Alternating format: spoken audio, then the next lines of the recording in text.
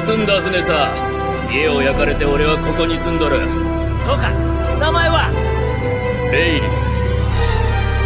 俺はロジャー。この出会いは運命だ、レイリー。運命？俺と一緒に世界をひっくり返さねえか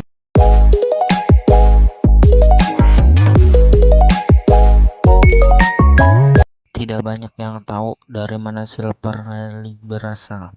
Masa kecilnya diselimuti misteri, namun yang pasti, sejak muda, ia sudah menunjukkan tanda-tanda jenius. Di tengah dunia yang kacau karena perang dunia dan kekuasaan pemerintah dunia, Rayleigh hidup bebas, melaut tanpa arah. Ia hidup sebagai pelaut biasa, tanpa nama, tanpa tujuan. Tapi takdir membawanya bertemu dengan seseorang yang akan mengubah segalanya. Goldie Roger. Dan mulailah petualangan mereka berdua. Roger mulai merekrut orang-orang berbakat bersama Rayleigh. Ia membentuk kru yang akan menjadi legenda. Ada Skipper Gaban, sang pengguna kapal kembar, Kozuki Oden, samurai dari Wano yang mampu membaca poneglyph, Seng dan Bagi, dua bocah yang kelak menapak ke jalan yang berbeda. Rayleigh menjadi navigator, ahli strategi, dan juga pelindung utama Roger. Rayleigh dan Roger menjelajahi Greenland, menghadapi segala macam bahaya, bajak laut ganas, angkatan laut, monster laut, dan pulau-pulau aneh.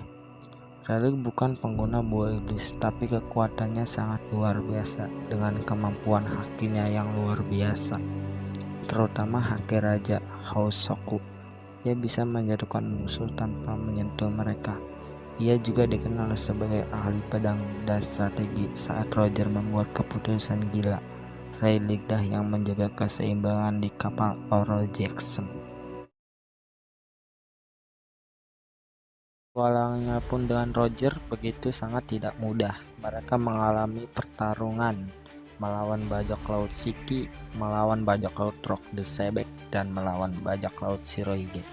Setelah pertarungan, Roger berkata kepada Shirohige ingin merekrut Kozuki Oden sebagai krunya, dikarenakan di dalam kru Roger tidak ada yang bisa membaca road poneglyph.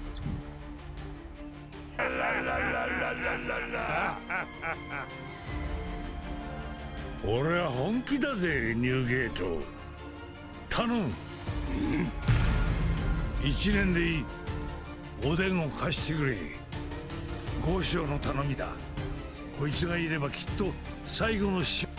Ketika merekrut Kozuki Oden, perjalanan mereka menjadi lebih bersejarah. Dengan kemampuan Oden membaca poneglyph, mereka mulai memecahkan misteri abadi yang hilang dan road poneglyph.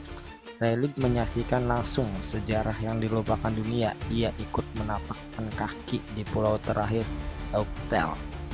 Di sanalah mereka menemukan harta karun, One Piece, dan rahasia dunia. Namun apa yang mereka temukan malah membuat mereka tertawa. Bukan karena kekecewaan, tapi karena kebenaran dunia ini begitu ironis dan menyedihkan. Mencapai puncak dunia, Roger tahu umurnya tidak akan panjang. Ia memutuskan untuk membubarkan kru. Rayleigh tidak menentang, ia hanya tertunduk diam. Dan Roger berkata, "Aku akan menyerahkan diri ke pemerintah dunia. Mereka akan mengeksekusiku dan membuatku menjadi legenda. Dunia butuh awal yang baru." Rayleigh mengerti. Ia melepas sahabat terbaiknya untuk mati demi memicu era baru, yaitu era bajak laut. Setelah itu, Rayleigh pun menyendiri di Sabaody. Setelah kematian Roger, Rayleigh menghilang. Ia tak lagi aktif sebagai bajak laut. Dunia mengira ia sudah mati, namun ternyata ia tinggal di Sabaody Archipelago, menjadi tukang lapis kapal. Hidupnya sederhana, tapi di balik itu, ia masih mengamati dunia. Ia tahu tentang Luffy, Ace, dan Seng, dan generasi bajak laut. Singkat cerita, kru Mugiwara pun pergi ke Sabaody. Ketika Luffy dan krunya tiba di Sabaody, Rayleigh muncul sebagai penyelamat saat Kemi hendak dilelang. Rayleigh masuk ke rumah lelang dan membuat kekacauan. Ia pun berkata kepada Luffy, "Kau punya mata yang sama seperti Roger," ucap Rayleigh. Ketika topi jerami tengah terpojok oleh kekuatan angkatan laut dan pacifista, muncullah seorang pria tua yang tidak bisa lagi tinggal diam. Rayleigh melangkah ke tengah kekacauan dengan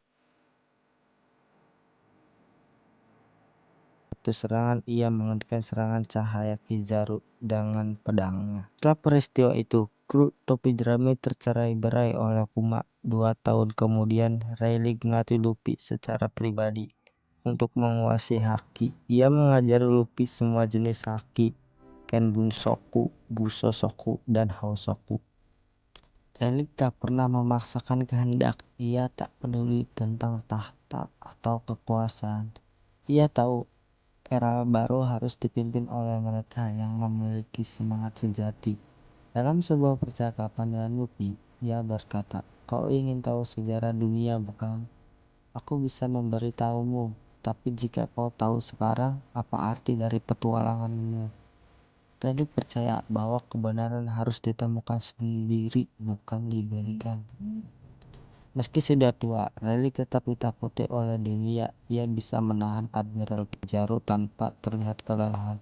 Pemerintah dunia tahu menyentuh Rayleigh sama saja membuka perang besar. Ia disebut sebagai Raja Kegelapan, bukan karena jahat, tapi karena ia adalah bayangan dari Raja Bajak Laut. Rayleigh tak pernah meninggalkan harta, tak membuat bajak laut baru, tak menciptakan organisasi, tapi ia meninggalkan inspirasi. Ia menjadi simbol dari kesetiaan tanpa batas, kekuatan tanpa kesombongan, dan kebebasan sejati.